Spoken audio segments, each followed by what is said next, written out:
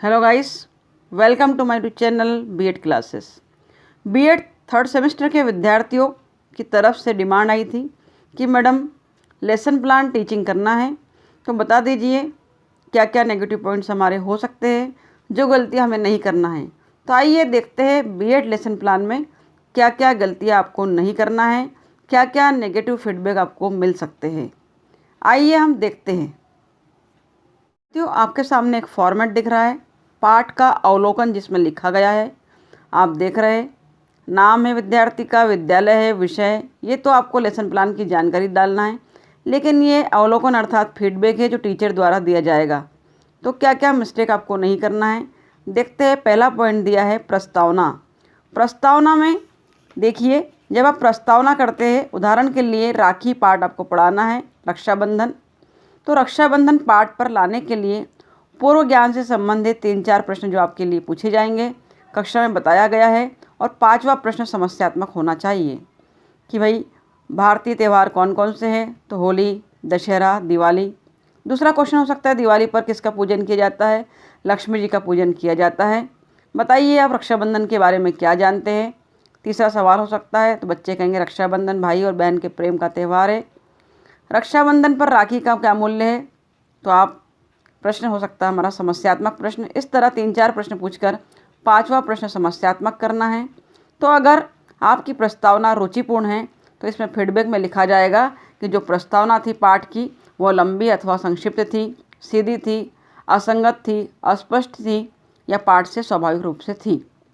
या फीडबैक मिलेगा आपको प्रस्तावना रुचिकर और प्रेरणात्मक थी। तो आप किस प्रकार का फीडबैक लेना चाहते हैं, उसके लिए प्रस्तावना प्रभावपूर्ण बनाना होगी।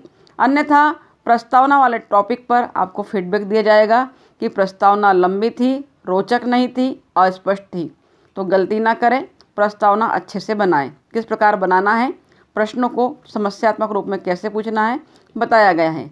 अगला पॉइंट हम देखते हैं। नेक्स्ट पॉइंट में आप देख रहे हैं, लिखा है दूसरे नंबर पर उद्देश्य कथन, इंट्रोडक्टरी स्टेटमेंट। तो विद्यार्थियों, जैसे ही आप समस्यात्मक प्रश्न खत्म करते हैं और आपको जो पाठ कक्षा में पढ़ाना है, तो आपको किताब हाथ में लेके, पुस्तक हाथ में लेके विद्यार्थियों के सम्मुख देखकर कॉन्फिडेंस लेवल के साथ बोलना है। तो हाँ विद्यार्थियों, क्योंकि वो समस्यात्मक प्रश्न था, राखी का महत्व नहीं बता पाए, तो हम रक्षाबंधन पाठ के माध्यम से राखी के महत्व को जानेंगे। यह आपका उद्देश्य कथन होगा। तो आज हम रक्षाबंधन पाठ का अध्ययन कर रहे हैं, यह आपका उद्देश्य कथन होगा, इसमें गलती ना करें। इस प्रकार उद्देश्य कथन को अगर आप बोलते हैं, तो उद्देश्य कथन के लिए लिखा जाएगा कि पाठ के विशिष्ट उद्देश्य से भलीभांति परिचित कराया गया और उद्देश्य कथन स्पष्ट रूप में कहा गया। फीडबैक मिलेगा पॉजिटिव आपको।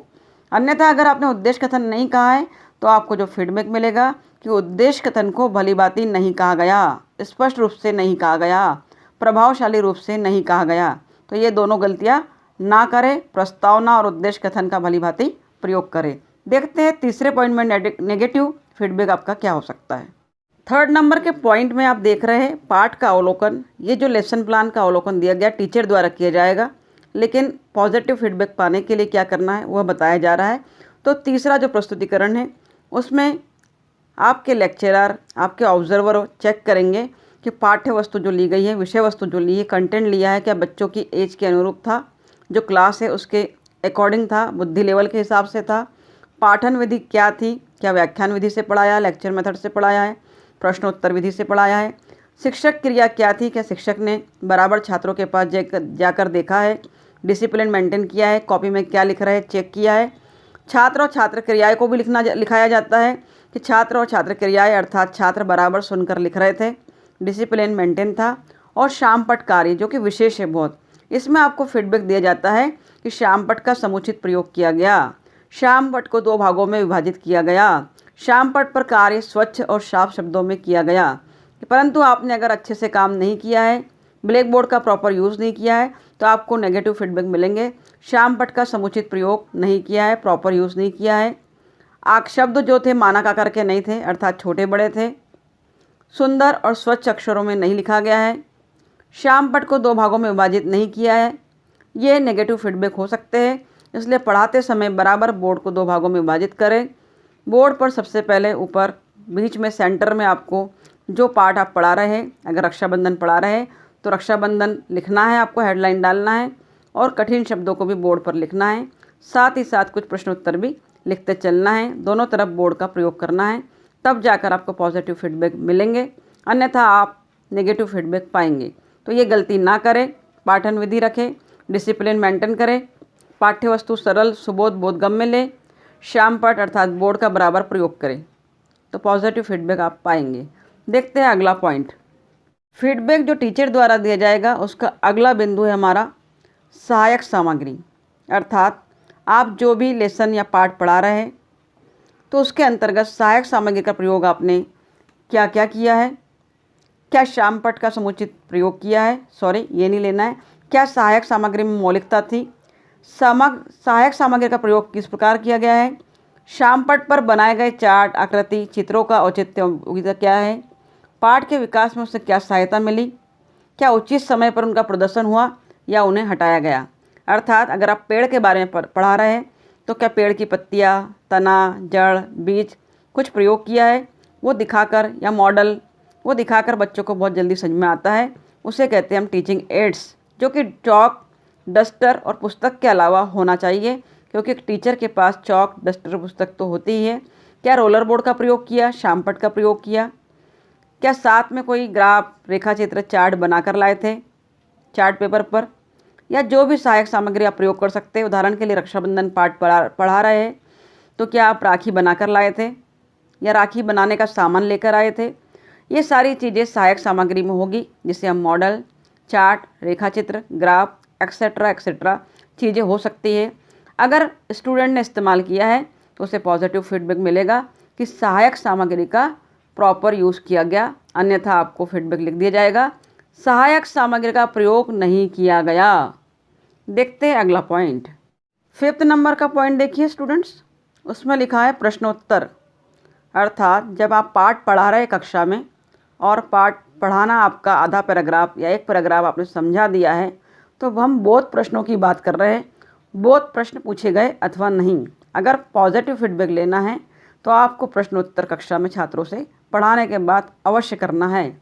उदाहरण के लिए, क्या प्रश्नों की रचना शुद्ध और स्वाभाविक ढंग से की गई थी, क्या प्रश्न के उत्तर सोचने हेतु बालकों को पर्याप्त समय दिया गया था, क्या प्रश्न सीधे, संबंधित और तर्कपूर्ण थे, क्या प्रश्न सभी बालकों से पूछे गए थे, क्या बालकों से प्रश्न पूछे और सहानुभूति से समाधान किया, प्रश्न का उत्तर देने में बालकों में कितनी शीघ्रता, उत्सुकता एवं सक्रियता प्रदर्शित की, बालकों को उत्तर देने के लिए मोटिवेट किया गया या अवसर प्रदान किए गए अथवा नहीं।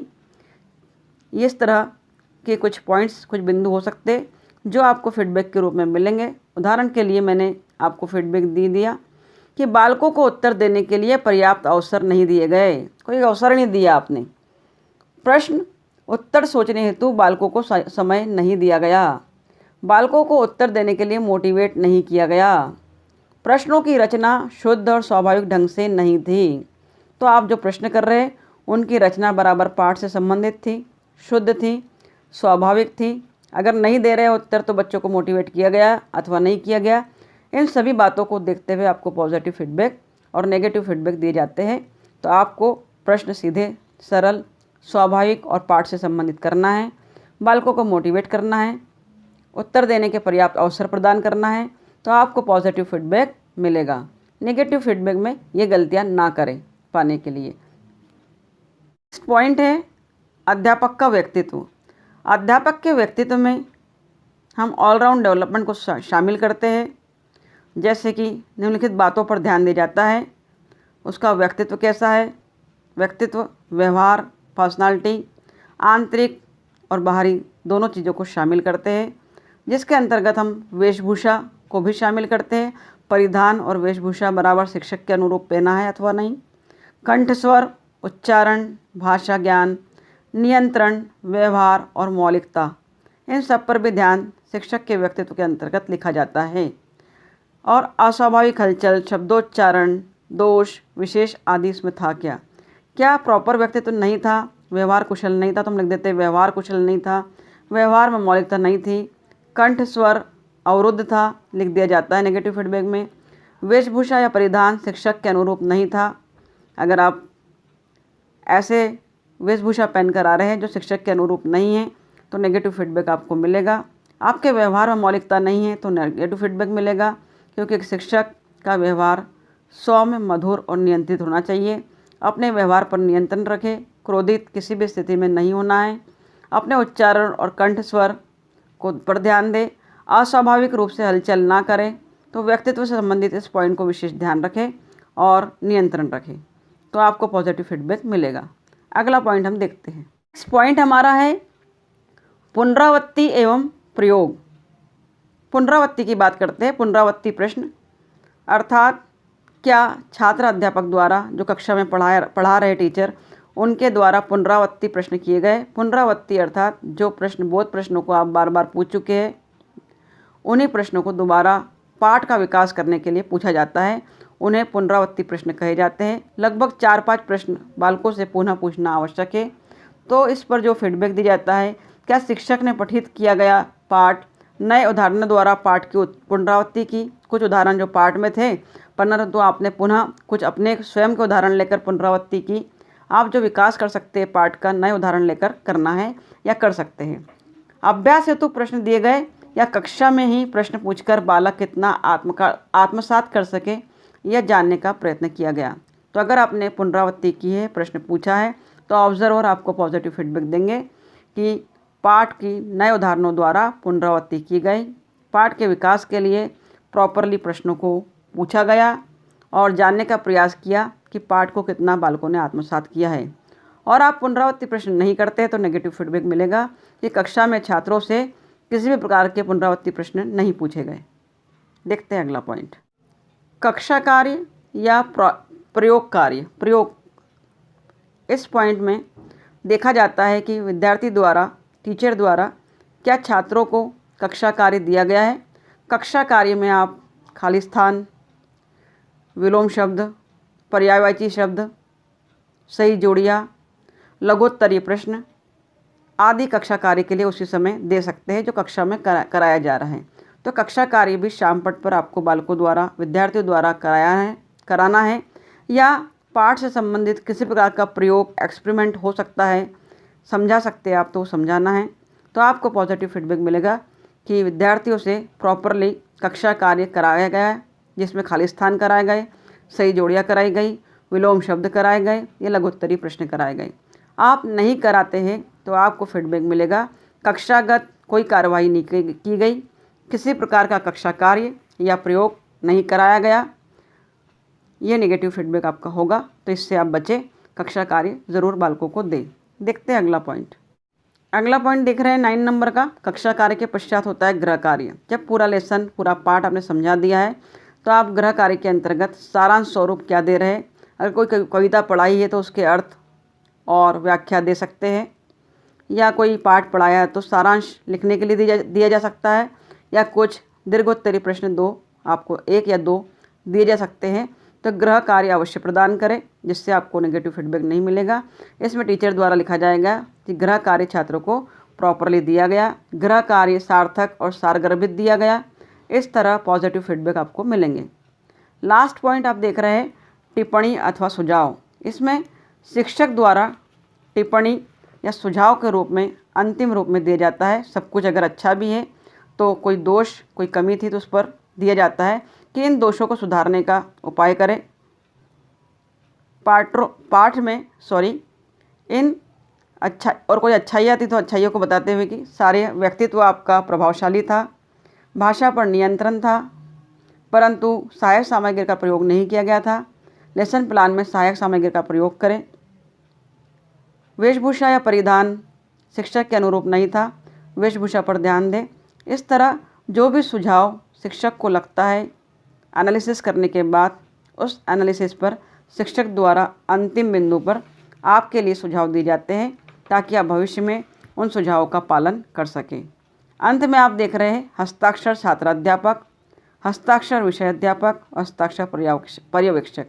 ये 3 हस्ताक्षर होने चाहिए, जिसमें एक विद्यार्थी करेगा, एक विषय शिक्षक द्वारा किए जाएंगे और एक जो आपको ऑब्जर्व करने आएंगे उनके द्वारा हस्ताक्षर किए जाएंगे विद्यार्थियों।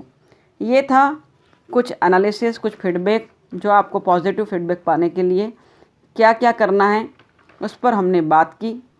उसके अलावा आपको ध्यान रखना है कक्षा में बालक किस ढंग से बैठाए गए हैं। बालकों को ठीक ढंग से खड़े रहने के लिए, बैठने के लिए प्रेरित किया गया है। कक्षा का अनुशासन कैसा था। कक्षा पर नियंत्रण पूर्ण था। क्या बालकों की पाठ हेतु कुछ तैयारी करके आना आवश्यक था। पाठ द्वारा नई बात सीखने का उल्लास क्या बालकों में प्रतीत होता है। इन बातों को भी ध्यान रखना है। चौक, डस्टर, अपनी पुस्तक और अपनी व्यवस्था स्वयं करके आए। कुछ भी भूलना नहीं है, तो ज़रूर आपका टीचिंग बहुत अच्छा होगा। Thank you very much for watching my video. Thank you very much.